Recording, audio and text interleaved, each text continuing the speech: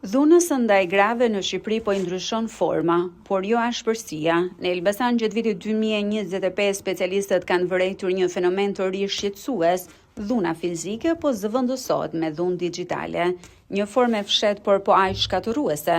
Organizatat që punojnë me gratë në këtë qytet raportojnë se rrjetet sociale janë kthyer në mjedisin kryesor të sulmeve, që shpesh degradojnë në kërcënime dhe përndjekje virtuale. Problemi nuk njeh kufi, ai është përhapur në të njëjtën masë si në zonat urbane ashtu edhe në ato rurale. Si vjet, fushata e 16 ditëve kundër dhunës ndaj grave ka ardhur me një slogan edhe me një fokus ndryshe. Fokusi i këtij viti është dhuna ndaj grave dhe vajzave në platforma digjitale. Prandaj edhe Ministria e Shëndetësisë dhe Mirëqenies Sociale në bashkëpunim me UN-in që janë Organizata e Kombeve të Bashkuara, shoqërinë civile, institucionet e ndryshme vendore dhe qendrore janë së bashku duke vendosur theksin stop dhunës digjitale ndaj grave dhe vajzave. Pse është në fokus dhuna digjitale?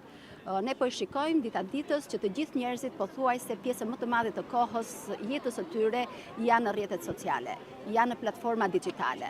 Dhe duke pas një akses kaq shumë të lartë, ne po kthehemi nga koha fizike me njëri tjetrin, që ka qenë ajo që merrte fokusin më të madh, jetja jonë është kthyer në një jetë online.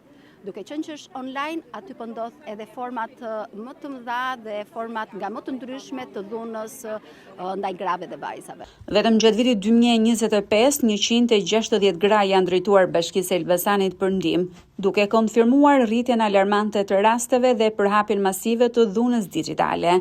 Dua të theksoj sot është thirrja për çdo qytetar, për çdo vajzë, për çdo grua që t'i drejtohen institucioneve përkatëse. Në bashki është koordinatori vendor kundër dhunës në familje, i cili menaxhon rastet e dhunës në familje dhe konkretisht brenda një viti, për shembull në vitin që ne jemi aktual, janë menaxhuar 160 raste të reja të dhunës në familje.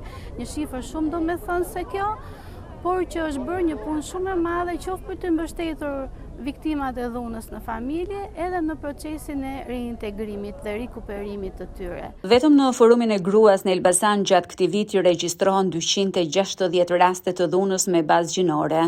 Mesazhi që u dha nga zemra e Elbasanit ishte i qartë, se dhuna digjitale nuk është thjesht një problem personal, por një plagë shoqërore që kërkon reagim të përbashkët.